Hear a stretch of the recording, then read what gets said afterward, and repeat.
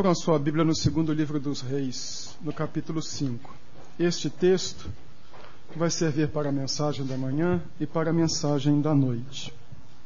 Segundo Reis, capítulo 5, de 1 a 14. Segundo livro dos Reis, capítulo 5, 1 a 14.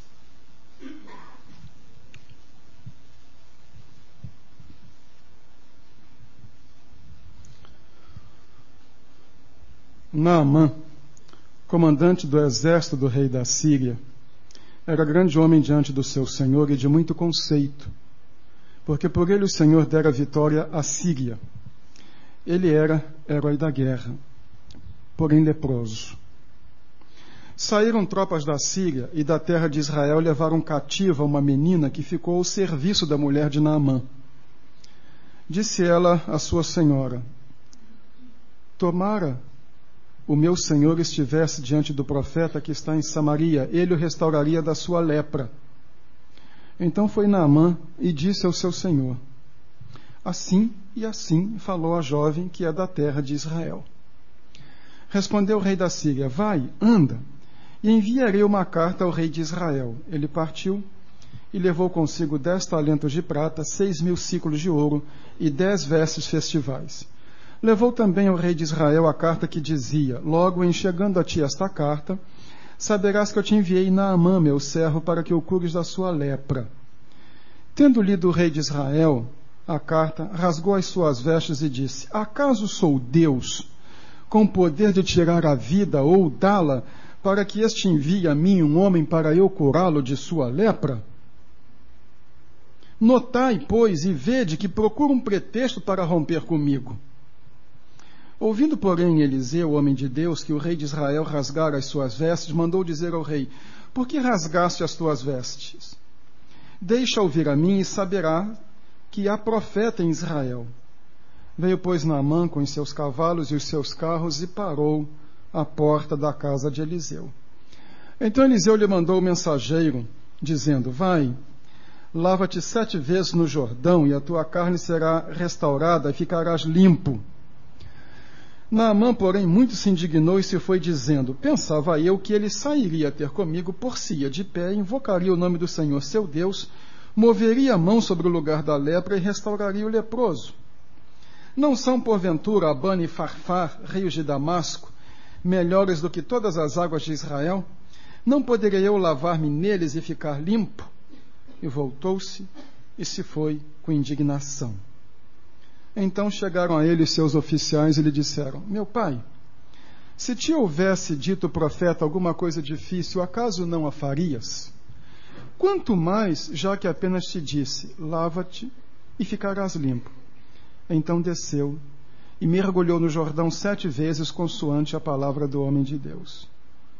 E a sua carne se tornou como a carne de uma criança, e ficou limpo. Queiram sentar-se, por favor.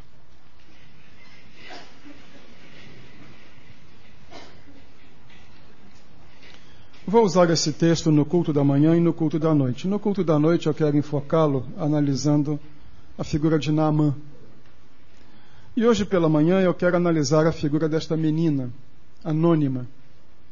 Não sabemos quem foi, mas sabemos apenas da sua ação. E ela vai servir de balizamento para nós. Uma das questões mais necessárias para a Igreja de Cristo e para o mundo é o testemunho dos filhos de Deus. É impossível pensar em uma pessoa que teve uma experiência real, profunda, sincera da graça de Deus na sua vida e não se preocupe em compartilhar isso com os outros, não queira dizer o que aconteceu consigo. Vem aquela alegria da descoberta, vem aquela sensação, aquela mensagem faz diferença. Então, como eu agasalhei esta mensagem, ela mudou a minha vida, eu quero que mude a vida de outras pessoas. Na realidade, esse é o fundamento do testemunho e da evangelização. Não é o id e nem a grande comissão. Há uma palavra de Paulo que sempre me impressiona: o amor de Cristo nos constrange. A pessoa que provou o amor de Cristo sente-se constrangida a compartilhar este amor. Não é questão de que o Senhor mandou, mas é simplesmente que esta pessoa tem a mesma palavra dos apóstolos. Nós não podemos deixar de falar do que temos visto e ouvido. Aqui está o princípio básico da evangelização e da comunicação do Evangelho. Foi por isso que alguém definiu a evangelização nos seguintes termos: evangelizar é um mendigo dizendo a outro mendigo onde encontrar pão. Ou seja, alguém que teve uma necessidade saciada, compartilhando esta necessidade. Coloquei o título desta mensagem como Testemunhando num Ambiente Hostil. Porque esta menina, cujo nome não ficou registrado, nos ensina como se testemunha num ambiente hostil. Isso também me interessa muito. Hoje de manhã, quando estava vindo para cá, e aqui ainda no gabinete, estava pensando no tempo que trabalhava com a Faculdade Teológica Batista de Brasília, e recebíamos alunos que vinham do interior do Maranhão e do Piauí. Nós arranjávamos lugares para eles morarem e também, na medida do possível, arranjávamos colocação. Muito difícil, porque Brasília é uma cidade de funcionários públicos. Mas eu me lembrei particularmente de 3 casos, não vou nominar, de pessoas que vieram dizendo-se chamada para o ministério, mas disseram: olha, eu queria de preferência trabalhar em instituição evangélica. Conseguimos colocar um na Juerp, um na Convenção Batista do Distrito Federal e outro na União Missionária Masculina do Distrito Federal.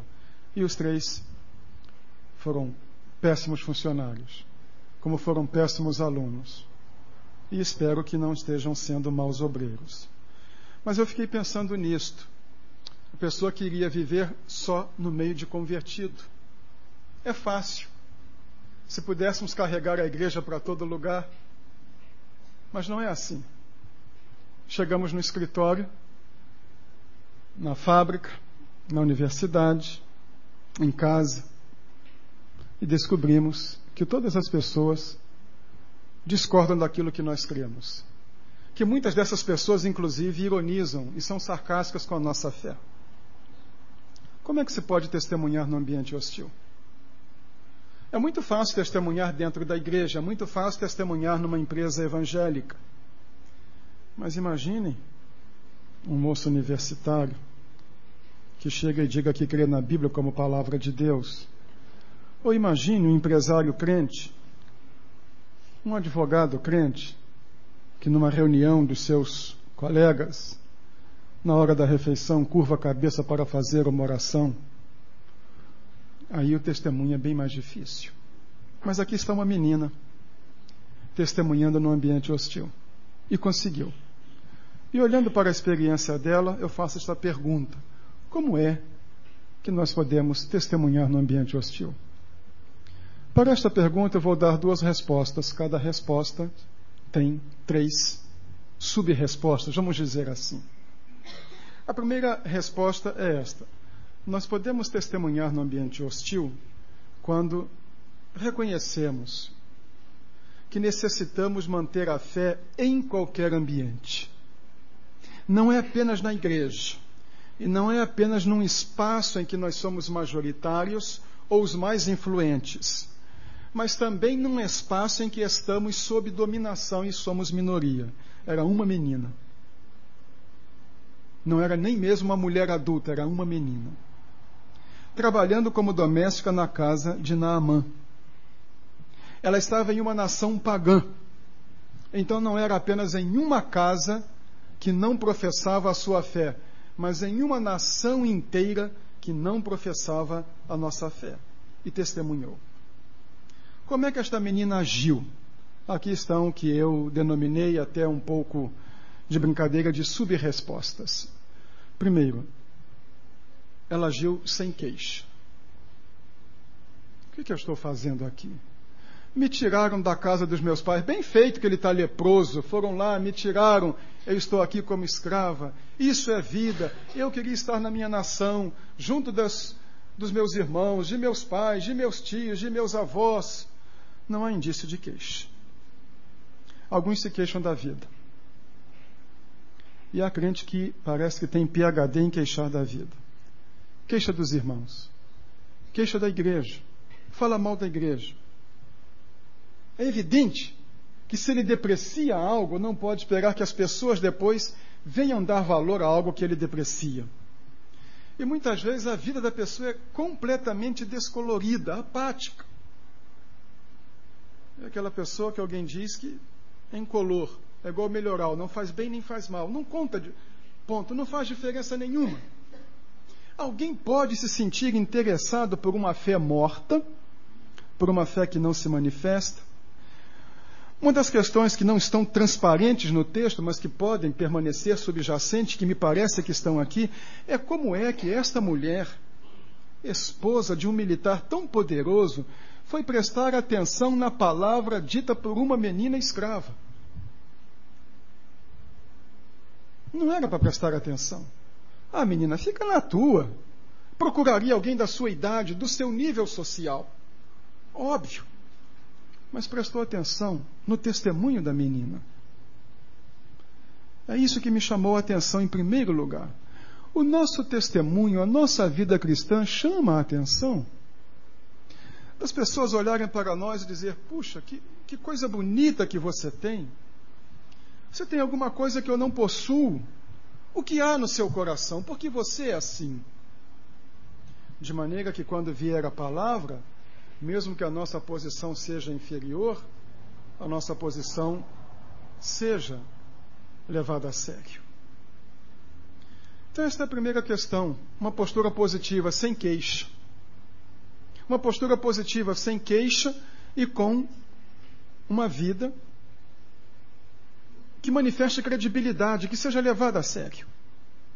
Segundo, sem ser seduzida pelo ambiente.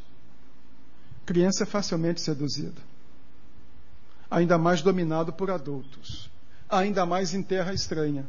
Ainda mais em posição de inferioridade. E lá chega a menina, numa terra pagã, com dezenas de deuses, mas ela tem o seu Deus. Com dezenas de mestres religiosos, mas ela lembra do seu mestre, Eliseu. Ela estava na Síria, mas ela era judia. Ela não era síria. Há muitos crentes que estão no mundo e acabam se tornando do mundo.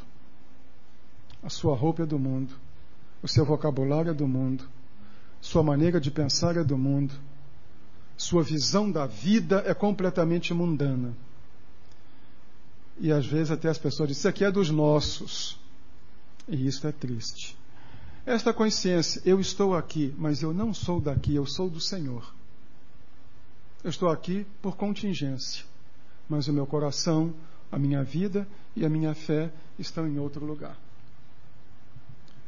Nós precisamos fazer-nos presentes no mundo sem sermos contaminados por ele. Eu tenho observado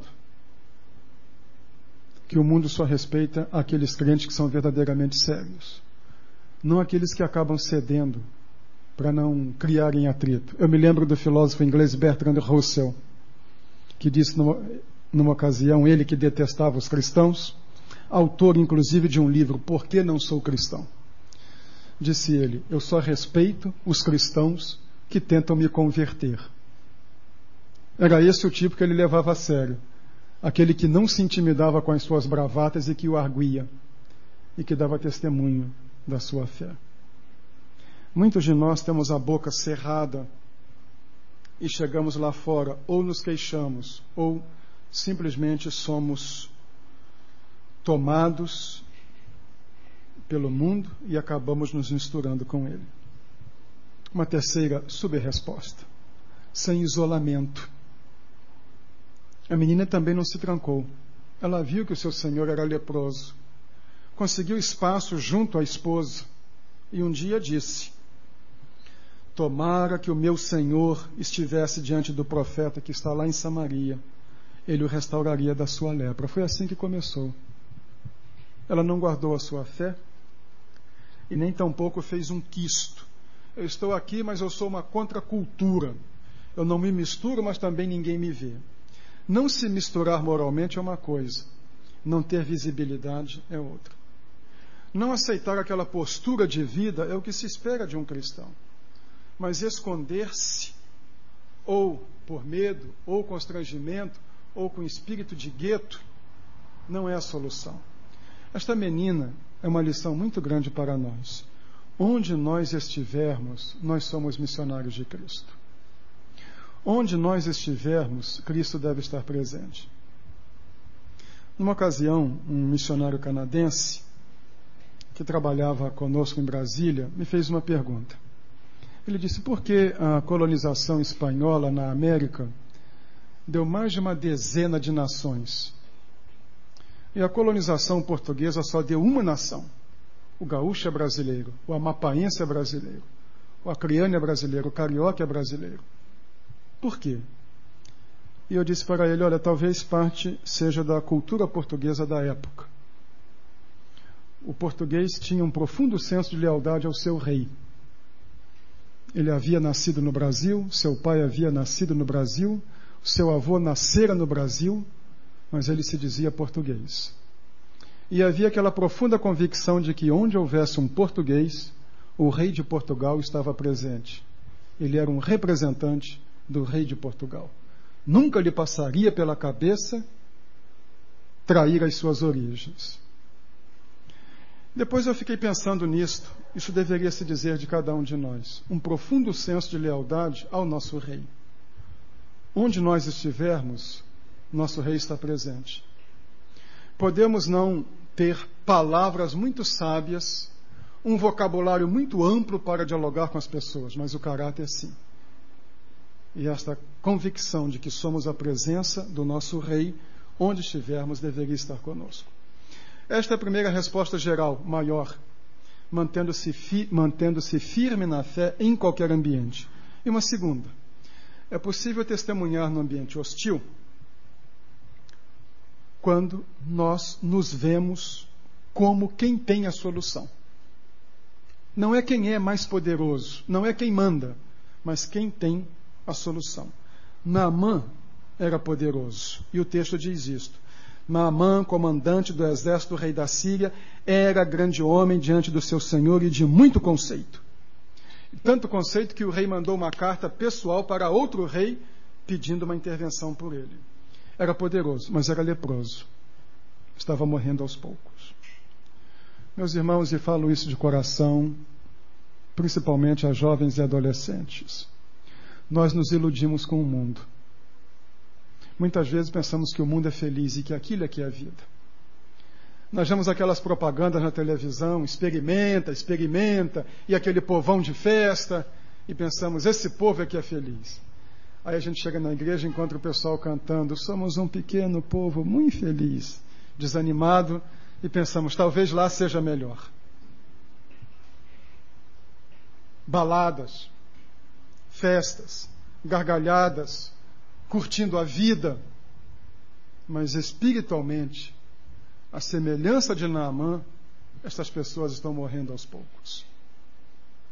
Elas têm aparência, mas estão doentes de uma doença incurável, indetível, e nós podemos apontar a solução. Como é que esta questão aqui se manifesta naquilo que eu denominei de 3 sub-respostas? Primeiro, vendo a necessidade. Por trás da fachada de poder, de prestígio, de respeitabilidade, estava a doença. Por trás de toda a alegria do mundo, de toda a riqueza do mundo, estas pessoas são pecadoras, estão sem Cristo, estão perdidas. Elas não têm nada dentro. Conta essa história de um homem que procurou um médico porque estava com uma profunda depressão. O médico medicou e, como a coisa não andou muito, o médico encaminhou para um psicólogo. E o psicólogo, depois de umas 3 palestras com ele, viu que a coisa não andava muito e disse, olha, não sei por onde vou encaminhar a coisa, mas eu estive sábado num circo, um circo que está aqui na cidade, e há um palhaço lá hilariante. Talvez você precise de um pouco de descontração. Vá àquele circo. O palhaço é fenomenal. Vendo o palhaço, você vai rir. E o paciente olhou para ele e disse, doutor, eu sou aquele palhaço. Esfuziante, mas por dentro estava vazio. Às vezes, nós deixamos de ver a necessidade do mundo e invejamos aquelas pessoas. A menina poderia invejar a mulher de Naamã. Puxa vida, ela tem dinheiro e eu não tenho. Poderia invejar Naamã, ele é poderoso e eu não sou. Às vezes invejamos as pessoas porque elas têm dinheiro, são ricas, porque elas têm uma formação acadêmica que nós não temos. Mas nós nos esquecemos que o maior e mais profundo valor da vida é o valor espiritual. São palavras de Jesus que adianta ao homem ganhar o mundo inteiro e perder a sua alma. Você tem alguma coisa lá dentro que dinheiro não compra, que título social não compra, que nada compra, é graça e Deus dá a quem abre a vida para Ele. É questão de compartilhar. Segundo, sendo compassivo. Não há indignação, já falei de não ter havido queixa, mas a menina teve compaixão. Essa também é outra questão. Em vez de ver o dominador, ela viu o carente. Naamã era o dominador, mas era carente. Como é que nós vemos o mundo? Às vezes com indiferença, às vezes com ódio. Muitas vezes vemos o mundo como alguém que temos de combater. Então, até cantamos alguns salmos do Antigo Testamento de guerra, de quando Israel ia para a guerra, nós cantamos isso como se o mundo fosse inimigo.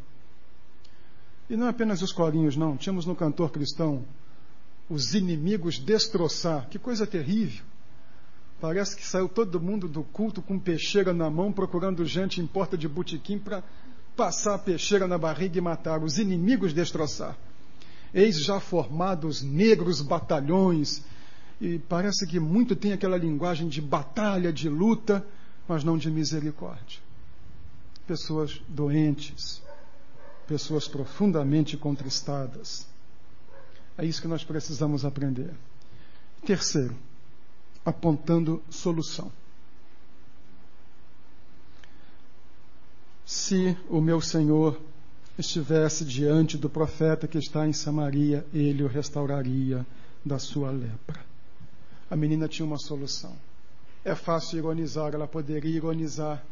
É fácil sentir nojo, ela poderia sentir nojo.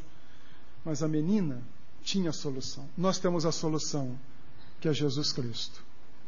Jesus Cristo faz diferença na vida das pessoas. Você sabe que faz. Fez na sua, como fez na minha. E para estas pessoas, que por vezes estão com uma profunda degenerescência espiritual, caindo aos pedaços do ponto de vista espiritual, o que nós precisamos é de um sentimento de misericórdia e apontar a solução. E deu certo. Vem a história, nós vamos analisar o restante da história hoje à noite. Eliseu nem ligou para o homem, mandou só um recado, o homem ficou indignado e não quis. Vamos ver isso hoje à noite. Mas o fato é que a história termina como eu li o último versículo.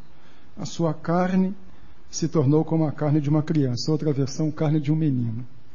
Ele só queria ficar curado da lepra e até as rugas foram embora. Acho que eu vou fazer uma caravana, se alguém quiser me acompanhar para tomar banho 7 vezes no Jordão, para ver se a gente melhora. Vamos lá. Cabelo eu não sei. Aqui fala de pele, não de cabelo. Já está querendo muito. Mas deu certo, porque uma menina atenta compartilhou a sua fé. Talvez você diga, eu não sei evangelizar. Sabe? Nós sabemos dizer, rapaz, eu estava com uma dor de cabeça, tomei um comprimido e deu certo. Me apareceu uma verruga no dedo, pus um band-aid, eu pus um remédio, já apareceu um monte de gente me indicando pomada. Eu usei uma. Um me diz, usa óleo de mamão, resina de mamão verde. Todo mundo tem um remédio para dar para alguém. E nós temos um remédio que funcionou na nossa vida. Não é para você ser um pastor ou ser um teólogo. Eu vou terminar contando uma pequena história que os irmãos poderão achar que estou exaltando esse tipo de vida mundana. Não estou. Quem disser isso não me conhece. Isso foi contado por um amigo. Esse amigo levou a esposa para jantar num restaurante em Niterói. E no restaurante que ele levou a esposa para jantar, havia uma cantora cantando música popular brasileira. Eu disse, o pastor fazendo apologia de música mundana. Não estou não, e vamos deixar de coisa, porque todo mundo aqui ouve música mundana. Pronto. Não essa música aí, é lacraia, né? Esse negócio, eu espero que não, que tenham pelo menos bom gosto. Mas já devem ter ouvido uma boa música brasileira, se são brasileiros. Mas disse esse amigo que a mulher cantou aquelas músicas, o Barquinho, Garota de Ipanema, e etc. Se fosse aqui em São Paulo, cantaria o Trem das 11, mas cantou aquelas músicas de lá. E ele, conversando com a esposa, estavam comemorando o aniversário, não prestou muita atenção na cantora e foi ouvindo, e só teve atenção atraída quando a cantora disse, pegou um talher, bateu num copo e disse, eu queria 1 minuto da sua atenção, por favor. Aí ele achou estranho, que nunca tinha visto uma crônia fazer isso, e ela disse, aí eu venho aqui, disse que dia da semana era, canto, vocês me honram com a presença, aplaudem, eu agradeço muito o apoio que vocês me dão, mas exatamente por isso eu queria compartilhar uma coisa que aconteceu comigo. Eu fiz uma descoberta 2 meses atrás, uma descoberta que mudou a minha vida. Eu descobri que Jesus Cristo está vivo, viu? Num restaurante. E disse, eu queria dizer para vocês que Jesus Cristo está vivo e faz diferença. E peço permissão a vocês para cantar uma música religiosa. E cantou Segura na Mão de Deus. E disse o meu amigo que ninguém mastigava, não se ouvia um barulho de talher, todo o restaurante parado. Aquela era a sua profissão, aquele era o seu púlpito, aquele era o seu templo. Onde você estiver, você está num templo, porque Deus está lá. E você está num púlpito, porque lá está um filho de Deus. Então, testemunhe. Se não souber, lembre-se de Tiago. Se algum de vocês tem falta de sabedoria, peça a Deus. Ele dá a todos e não lança em rosto. Mas que nenhum de nós perca a oportunidade de dar o seu testemunho sobre a coisa mais profunda que nos aconteceu, o encontro com Jesus Cristo. Cantaremos o